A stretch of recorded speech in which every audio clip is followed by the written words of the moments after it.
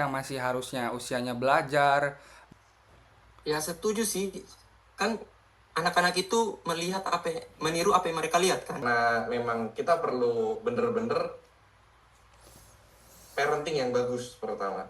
3, 3, 2, 1, close the door. Asik. Assalamualaikum warahmatullahi wabarakatuh.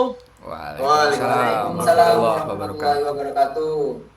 Halo Sobat Transportasi, selamat datang di podcast Zona Isu Kontemporer. Kali ini kita akan membahas topik yang sangat dekat dengan kehidupan kita, kecanduan media sosial pada generasi muda. Saya, Yahya Khairul Amri, moderator hari ini, dan kita sudah bersama teman-teman dari Mas Fatu, Mas Nirman, Mas Sigit, dan Mas Yaswi. Dan di sini tema kita adalah kecanduan media sosial pada generasi muda. Mas Sigit, gimana Mas Sigit? Ya, terima kasih atas waktunya Mas Yahya. Kecanduan media sosial pada generasi muda. Tentu kita bisa lihat ini dari dua sisi ya Mas. Sisi positif dan sisi negatif gitu. Sisi positifnya adalah itu memang benar-benar membuka wawasan, belajar hal baru, istilahnya tidak mengkotakkan hidup Anda di tempat Anda berada gitu. Namun sisi negatifnya tuh ya, kita bisa lihat sendiri lah. Generasi-generasi yang kita sebut sebagai gen alpha gitu, generasi di bawah kita, mereka mulai mempelajari sesuatu yang menurut saya kurang bermanfaat bagi kehidupan mereka gitu, kayak bahasa-bahasa mereka sendiri, RIS, GBD, dan lain-lain. Lalu ada juga kayak mereka lebih bisa menghafal nama anomali-anomali daripada membaca dan menghitung, Mas. Itu yang jadi masalah, Mas. Bahaya itu. Betul, Mas. Karena kalau dilihat dari sisi baiknya tuh harusnya, apalagi kalau jeleknya, apalagi kalau anomali itu, ya kan? Itu kan udah parah, Mas ya. Anak kecil disuguhkan anomali. Melihat apa-apa tuh nggak sesuai dengan kenyataan. Kayak ini kasus yang sangat penting ini, kayaknya kecanduan media sosial ini. Kenapa penting menurut Mas Nirman ini? Ya menurut saya sangat penting ya. Karena kebanyakan dari kita, apalagi generasi-generasi muda, jangankan generasi muda ya, orang-orang tua yang kita katakan gaptek aja sekarang sudah mulai belajar untuk menggunakan media sosial, apa segala macam ya kan. Dan kita bisa lihat, kita tuh sehari-hari bisa menghabiskan waktu 6-10 jam, bayangkan, dalam sehari itu untuk menggunakan media sosial. Ya, Itu betul. dapat kita lihat juga bisa mempengaruhi pada mental kita, untuk anak-anak yang masih pelajar dan mahasiswa untuk performa akademik, bahkan hubungan sosial kita dalam kehidupan sehari-hari pun pasti dapat manfaat, Menurun dapat ya? apa namanya? Iya, Menurun lah, namanya jelek lah.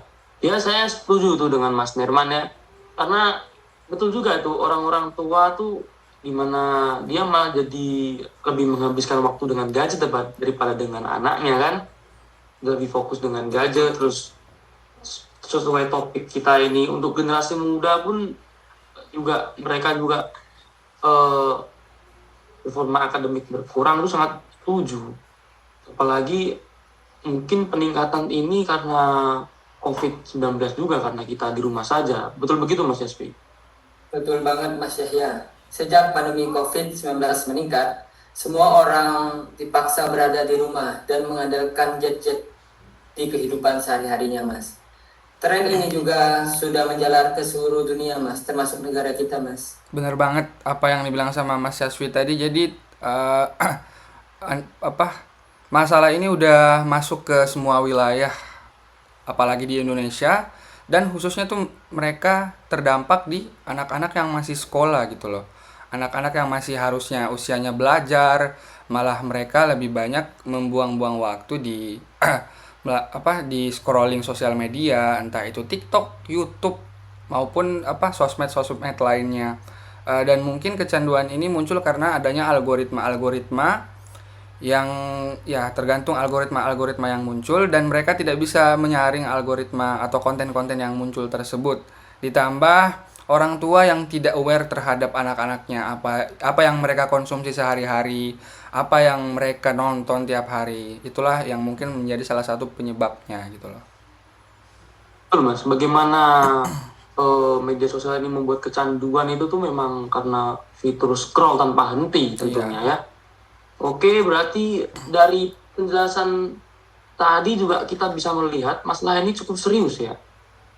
Dan menurut teman-teman sekalian nih, media sosial tuh banyak manfaatnya atau bahayanya sih, Mas Sigit? Oke, kalau diminta bilang banyak manfaatnya atau negatifnya lah, istilah positif negatifnya lah ya. Kalau positif mah kita bisa ambil tuh semua terkait influencer-influencer pendidikan, masak, Iya. terus terkait buku-buku yang dibaca, ilmu pengetahuan itu banyak sekali.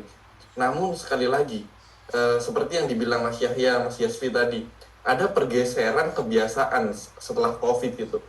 Karena kita dirumahkan, menjadi anak-anak itu ya biar diem orang tuanya kasih handphone lah gitu. Nah, Nah, saat betul. Apalagi itu, nggak melakukan kegiatan, betul. nah bener Mas Mas Yahya. Nah, setelah itu timbullah lah kebiasaan-kebiasaan anak-anak itu mencerna media sosial dengan konten-konten yang kurang bermanfaat, kurang berbobot gitu. Itu bisa jadi bahaya ketika memang pengawasan orang tua kurang gitu. Coba bayangkan, mereka bisa melihat konten tanpa batasan umur gitu karena nggak diawasi orang tuanya. Apa yang mereka lihat itu kayak semacam pembunuhan dan lain sebagainya. Apa nggak takutnya mereka tiru karena mereka kan anak kecil nih. Jadi apa yang mereka Iya. lihat pasti mereka tiru tuh. Nah Iya. itu Mas Yahya yang menurut saya bayangnya. Ya, itu sangat-sangat betul, Mas Sigit. Karena gimana ya, ketika kita melihat influencer, melihat hidupnya serba mewah, terus melihat bagaimana dia menjalankan kontennya tuh menjadi patokan aktivitas sehari-hari generasi muda, seperti membeli gadget dengan jumlah tidak normal, terus mengikuti tren-tren seperti kemarin kita lihat kayak boneka Labubu dengan harga yang begitu luar biasa mahalnya, anak-anak kecil pun pengen beli, Iya. ya kan? Jadi gimana Mas Nerman itu, Mas? Ya setuju sih. Kan anak-anak itu meniru apa yang mereka lihat kan. Dan Betul, betul, betul, Mas. mereka itu menjadikan sosok dari influence itu sebagai patokan mereka, idola mereka lah. Jadi mereka itu kadang-kadang mau membandingkan diri mereka dengan idola-idola mereka gitu. Jadi ya syukur-syukur kalau mereka meniru apa yang baik kan. Kalau mereka meniru sisi buruk dari idola-idola mereka itu, ya itu yang menjadi masalah dalam membanding-bandingkan hidup mereka dengan idola mereka Influencer. gitu. Oke. Ya betul juga sih. Nggak itu aja sih. Sebenarnya gimana ya? Ketika kita melihat TikTok, IG, konten itu kan kayak pernah nggak sih merasa gimana Mas Yasmin kayak penting gitu kan? Iya Mas, saya pribadi pun sangat sempat stres karena terlalu sering menatap handphone, scroll sosial media, dan merasa kurang produktif dikarenakan malas melakukan aktivitas di luar seperti olahraga, begitu Mas. Nggak cuma ke Mas Yasfi, saya pun juga kemarin sempat ada di fase tersebut. Dan memang setelah saya riset, ternyata ada penelitian, ada jurnal yang udah membuktikan bahwasanya memang pas waktu COVID kemarin itu terjadi pelonjakan penggunaan sosial media. Dan dari situlah banyak orang-orang yang kecanduan akan media media sosial tersebut. Banyaklah dampak-dampak negatif sebenarnya yang terjadi karena hal tersebut, misalnya penyebaran hoaks atau konten-konten tidak bermutu lainnya gitu. Oke, berarti harusnya tuh karena kita generasi muda mungkin di sini apa namanya bukan korban sih sebetulnya kayak pelaku juga kan, Iya. anak-anak SD, SMP, SMA dan mahasiswa kan yang dimana mereka mempersiapkan masa depannya itu harusnya sekolah dan kampus tuh apa tindakannya itu Mas Yaspi?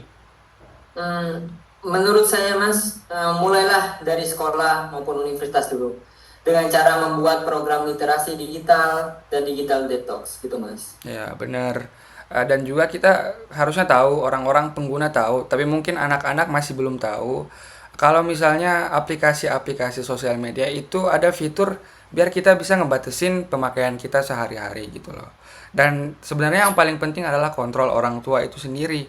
Gimana mereka bisa menerapkan waktu-waktu atau batas-batas anaknya kapan dia boleh mengkonsumsi informasi-informasi dari sosial media, kapan dia nggak boleh mengonsumsi informasi apapun. Jadi itulah pentingnya orang tua juga di sini. Sangat betul Mas dengan yang terjadi yang Mas tadi bilang. Saya sangat setuju dan tentunya bagaimana nih Mas Sigit solusinya nih Mas? Nah, menurut saya ya, tadi masalah hal-hal seperti itu kan udah sempet nih disinggung Mas Yaswi dan Mas Fatur gitu. Karena memang kita perlu bener-bener parenting yang bagus pertama. Parenting yang bagus adalah pendampingan terhadap anak-anak ketika mereka memainkan media sosial, memainkan gadgetnya gitu kan. Terus di sekolah kita harusnya kita tuh ada offline time gitu loh, offline hour, free screen gitu. Biar apa? Biar anak-anak itu tidak melupakan kewajibannya sebagai pelajar, yang mana fokusnya harusnya belajar, bukan pada gadgetnya gitu kan. Nah, kan kita nggak mau kan generasi-generasi kita yang di bawah kita, ataupun generasi kita lah, kita dan di bawah kita tuh lebih menghafal nama-nama anomali daripada nama-nama pahlawan kita sendiri kan. Setuju. Iya, psikologinya pun juga kena itu Mas, secara nggak Nah langsung Mas. itu dia. Iya. Kalau menurut saya juga betul itu dari sekolah dan kampus. Tapi kan ini pun harus diperketat dengan adanya campur tangan pemerintah itu Mas Nirman. Betul nggak? Iya, Betul nggak? Gitu? betul. Karena pemerintah selaku yang memegang kendali atau yang membuat aturan segala macam ya kan, itu bisa lah untuk berkolaborasi dengan platform-platform digital, karena buat apa, memunculkan fitur-fitur gitu untuk ada pembatasan terhadap anak-anak, mungkin agar bisa lebih diperketat mungkin untuk jadwal atau cara jadwal mereka memegang gadget ya kan. Menggunakan gadget. Iya. Oke, betul juga lah. Apalagi kalau generasi muda dan anak-anak muda itu kan kadang juga kalau kita ingatkan tuh gimana ya Mas Yesus itu rasanya Mas. Iya Mas. Anak muda Sebenarnya ini anak gimana muda ya? juga harus mengenali diri Mas, dan belajar kesadaran diri. Kenali kapan harus berhenti dan ambil jeda dari gadget tersebut. Benar, selain Betul, itu. mereka bisa self awareness sendiri, salah satu faktor pendukung yang penting itu adalah lingkungan mereka, Mas Yahya. Jadi kayak mereka harus mungkin masuk ke dalam komunitas-komunitas yang sehat, melakukan hal-hal yang produktif, atau mungkin mengikuti influencer-influencer yang membagikan hal-hal yang positif. Entah itu influencer olahraga, kan banyak sekarang nih orang-orang pada FOMO olahraga lari. Atau Iya, mungkin betul, Mas. kasus lain, misal challenge belajar sampai es batu mencair gitu loh. Jadi ya lingkungan sangat inilah membantu kita untuk bisa menjadi lebih produktif dan menyaring hal-hal yang tidak baik gitu Mas Yahya. Betul juga itu Mas. Karena melihat kejadian sekarang ini itu kan yang kita bahas di awal itu mungkin kecanduan adalah suatu kegiatan yang dilakukan sekali tetapi menimbulkan rasa ketagihan. Benar, ya kan? Mas. Ya. Mungkin karena waktu COVID itu kita di rumah saja, terus kita tidak melakukan kegiatan karena hiburan kita cuma gadget. Itu adalah menjadi seperti pancingan di awal sampai sekarang yang kita sudah nggak ada COVID, alhamdulillahnya. Tapi udah menjadi kebiasaan Ke bawah. karena kecanduan kita hiburannya itu kan.